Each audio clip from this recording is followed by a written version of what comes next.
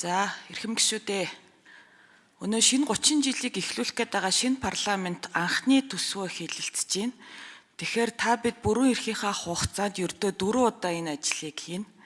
Тэгэхээр энэ одоо үйл ажиллагаанд бас туйлын хариуцлагатай хандмаар байна. Тэгээ өнөөдөр одоо гишүүд хэлээлэн эрдэс хангалтгүй байгаад байна. Сайд нар ерөөсөө асуултанд хариулахгүй байна. Сайд нар угаасаа дийлэнх нь байхгүй байна. Тэгэхээр уул нь бол энэ төсвөө бид нар их маш тийм уул суурьтай хилцмээр байх юм. Тэгэхээр улсын их хурлын онцгой бүрийн эрх бол төсөв батлах явдал үндсэн хуулиар олгогдсон эрх байгаа. Тэгээ өнгөрсөн хугацаанд бол ер нь ковидын хууль энтер гэл ер нь улсын их хурлын төсөв батлах эрхэд бол маш ихээр халдсан байдаг. Тэгэхээр бид нар бол анхнаасаа ингэж эхлэмээргүй байгаа даа.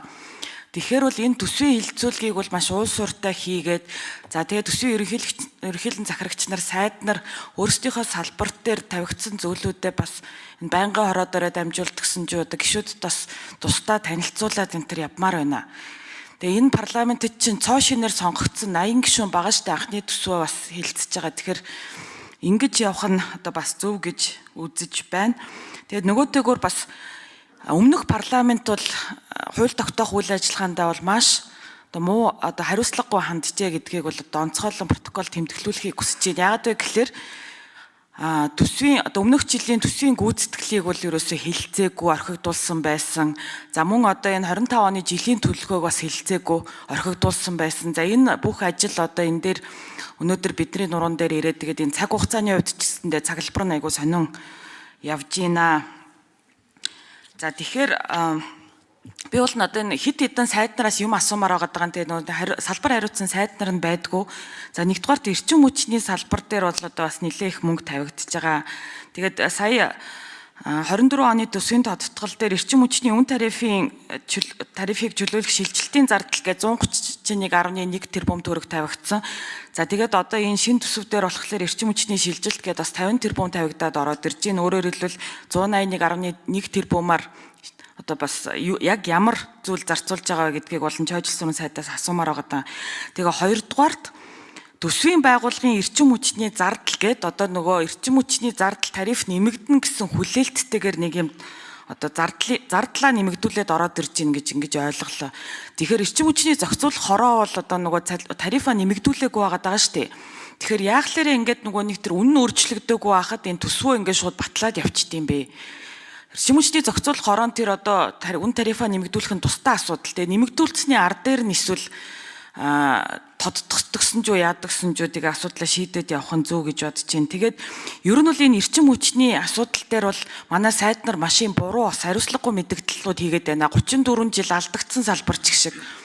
Яг үндэ 2016 онд Монгол Ардын намд ажил хүлээлгэж өгчих үед бол одоо энэ салбар бол алдагдaltaгүй болсон байсан шүү дээ.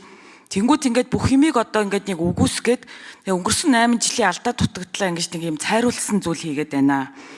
За дараачих нь энэ хүнс хөдөө аж ахуйн сайд бас байхгүй байгаад байна. За хүнс хөдөө аж ахуйн сайд дээр Атрийн 4-р аян хүнсний хангамж аюулгүй байдал цагаан алт шинэ хоршоо гэд одоо асар одоо хэмжээний юм хөнгөлөлтөө зээл олгох хөтөлбөрүүд байна. Нийт 4.5 их найт төгрөгийн одоо хөнгөлөлтөө зээл олгох нэ. Үүнд 377.1 тэрбум төгрөгийн хүүгийн татаас явах нэ. За энэ одоо ямар бас аргачлаар явах юм бэ? Ер нь одоо хин авах юм бэ гэдэг дээр бас энэ сайд маань бас хариулт өгмөр байна. За чойжилсан сайдыг дуудаарай. За жавхлан гишүү хариулъя. За жаргалан гишүүний асуултанд хариулъя. За тодтголоор 131 тэрбум. За эргэжил эрчим хүчний яамн дээр одоо энэ чинь дандаа л татаас юм байна 50 тэрбум. Өмнөх жилүүдэд чинь ингэж ирсэн. Ер нь жил ирэх тусмал энэ ингэ нэмэгдээд эрсдэл нэмэгдээл урамлагтаал байгаа юм. За тэгээд энэ одоо салбарын түрүүн цэцэг гишүүн бас хэлж илээ бид өсөн нэмэгдэж байгаа эрэлт хэрэгцээгээ тооцох ямар ч боломж байхгүй юм байна лээ. За одооны суурьлагцыг хүйсвэр 1700 МВт өрхөөгүй юу. За бид одоо энэ хуримтлагцын асуудлуудыг одоо эрт өрөө эзэнийг цагт энийг шийдэхээс өөр арга байхгүй. Хойшлох тусам улмал үнэтэй бол эртийг тусмаа одоо бид одоо арай л одоо баг зардалтайгаар хийх байх. За тийм учраас энийг одоо үнэтэйгээ тулаад одоо энэ 4 жилд энэ шилжилтийн харамжийг хийе гэж байгаа. За энэ маань өөрөө ер нь энэ бүсчсэн хөгжилч ба ер нь цаашдаа энэ улс орны маань хөгжлийн баг хамгийн зангилаа том асуудал болчиход байгаа. Бүх асуудал энэ эрчим хүчний энэ хязгаарлалтан дээр очиж ингэж зогсож байгаа. Зогсож байгаа. А цаашдаа энэ одоо өснө нэмэгдэж байгаа одоо эрчим хүчний энэ хэрэгцээг төсвийн хөрөнгө оруулалтаар бид хязгаарч шийдэж дийлэхгүй. Тийм учраас гадна дотны болон төрийн үйлчлэлийн түншлэн шууд хөрөнгө оруулалтаар энэ одоо бизнес болж чадхаар сонирхол татхуйц хөрөнгө оруулалтын салбар энэ либерал салбар болох хэрэгтэй байна. Том агуулгаар бид хийхгүй л болохгүй. Энэ 130 тэрбум, 50 тэрбум, за нийтдээ хэрвээ 180 тэрбум төгрөг өмнөхээр энэ одоо шилжилтийг хийж чадах юм бол энэ хэмжээний зардлаар ингээд хийгээд зогсоод цаашаа энэ салбар нь өөрөө санхүүжлээд явчихна гэх юм болвол одоо цаасан дээр буусан байгаараа энэхэр хэрэгжиж чадах юм бол энэ үнэхэр одоо супер шилжилт болно. Супер шилжилт болно. За бид нар уртлын түүхийн тэр юмыг бол одоо эрчим хүчний сайд нь өөрөө хэлэх байх. Одоо тулцсан асуудал бол ерөөсөө энэ. Тэгэхээр энэ бол энэ одоо нөгөө хоорондоо гинжин өрнөл асуудлууд байгаа. Энийг одоо эдний чинь дагаж одоо бэлтгэн нийлүүлж байгаа тэр нүрсний уурханууд ч одоо бараг бас л таг зогсчиход л үрцэн ийм эрсдлүүдийг л одоо үргэлжлүүл хааж байгаа л ийм л зардал та. За тэгээд за яг том зорилт тавиад ингэж байгаа хизээ ямар үнэтэй яаж одоо шаттараатай хийх үү? Энэ бүгд бол наривчилж байгаагүй. За үндэсний хороо байгуулагдсан дор чанд сайд энийг одоо ахлаад ингэж явж байгаа. За одоо бодлогоудаа мэдээж улсын хурал дээр одоо дэлгэрэнгүй тайлбарлаа тайлгнаад явах байхаа. За 9 сарын 1-нд төсөв өргөн барьсан. За одоо хэлцээд эхэлж байна. За энэ хооронд ингээд энэ нээлттэй олон нийтэд нээлттэй за гişүдэд ч одоо ингээд захимаар хэлбэрээр нээлттэй очсон танилцах за энэ дээрээс тодруулж хэлцэх асуудлууд бол бүгд нээлттэй. За энэ хооронд одоо улсыг хурлч тэр за засгийн газрын хүрээнд ч тэр одоо хэд хэдэн нээлттэй хэлцүүлгүүд хийсэн олон нийтэд чадлаараа үргэсэн.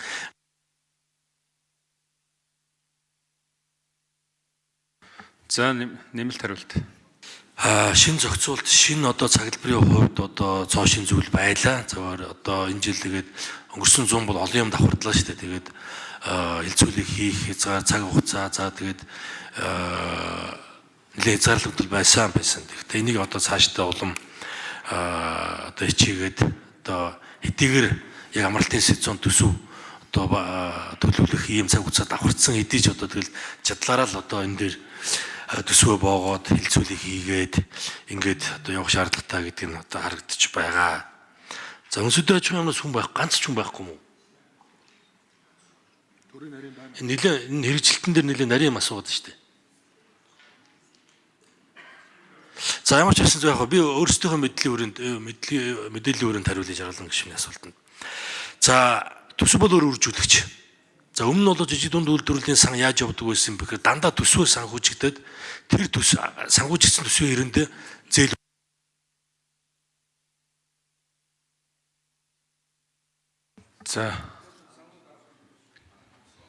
За нэг минут дахиад. Тийм учраас одоо цаашдаа бол энийг мэрэгжлийн байгууллага нь тэр чөлөөт хийх усүрээрээ тэр одоо зээл олгодог байгууллагууд одоо банкуд санхүүгийн байгууллагууд өгөө явна. Хүүгийн татаас өхөл ийм зарчмаар бүрэн бодлогын шилжилт хийсэн. Төрийн албаагч одоо альч яам зээл олгохгүй. За ийм том бүтэн шилжилт хийсэн. За энэ хүрээнд ингээд явнаа. За эргэжил нэлээд том одоо томоохон үндэсний хөтөлбөр гэх юм бол цагаан алт хөтөлбөр одоо нэлээд одоо энэ жил эхэлж байгаа. За хэрэгжилт бол эргэжил нэлээд түлхүү явж ирнэ. За тэгэхээр мэдээж тэр одоо яг салбарын одоо тэр босго нарийн одоо шалгууруудыг бол яам өөрөө зарлах ёстой. За тэрэнд нь ямар аж ахуйн нэгжүүд тэнцэж байгаа юм. За банкнаас зээл авч чадах уугүй юу? Банкны шаардлагыг хангах уу гэдэг нь бүр тусдаа асуудал. Тэр бол банкны өөрийнх нь шалгуур. За ийм зарчмаар явахын уг нь яамнаас нарийн мэдээлэлүүд өгчүүлэх сайн байна. Энэ чухал асуудал. За хүнс хөдөлж хон яамнаас хэн байна? Санхүүгийн дарган за 2 дугаар энэ дээр 2 дугаар микрофон дээр.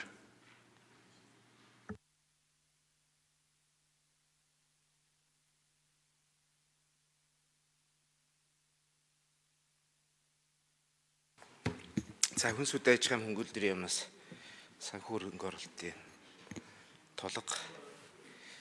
За 2025 оны төсвийн төсөлд нийт цагаан алт, хүнсний хувьсгал, хоршоо, атрын 4-р аян гэж 4 хөтөлбөр арга хэмжээний хувьд төсөвдөд тусгагдсан байгаа. За атрын 4-р аяны Микрофон дугаар хоёр. Атрын 4-р аяны хүрээнд нийт 25 он 650 тэрбум төгрөгийн зээл болохоор төсвөлгдсөн байгаа. Үүний 300 тэрбум нь эргэлтийн хөрөнгөний зээл, 350 тэрбум нь хөрөнгө оруулалтын зээл байгаа. Газар тариа үр дэмжих зээлийн хөнгөлөлтөнд 58.6 тэрбум туссан байгаа. Цагаан алт хөтөлбөрийн тухайд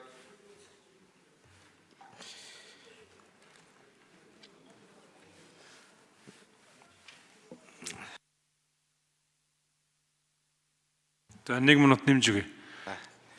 цагаан алт үндэсний хөтөлбөрийн тухайд нийт төсөв 113.2 тэрбум, ноосны урамшуулт 25.4, арьс ширний урамшуулт 10 тэрбум. За салбарын үйлдвэрүүдэд эргэлтийн болон хөрөнгө оруулалтын зээлийн хүүгийн хөнгөлт үзүүлэхэд 77 тэрбум байгаа. Мөн ноос ноолуур арьс ширний үйлдвэр экспортыг дэмжсэн эргэлтийн хөрөнгөний зээлийн үүд 38.3 тэрбум. За хөрөнгө оруулалтын зээлийн хөнгөлт нь 38.6 тэрбумаар туссан явж байгаа. Үүгээр дотоодын экспорт, импортын хамаарал бол буурж ажиглагдж байгаа. Энэ хүрээндээ бол цаашдаа өгөөж нь бол эргээр туссан харагдж байгаа.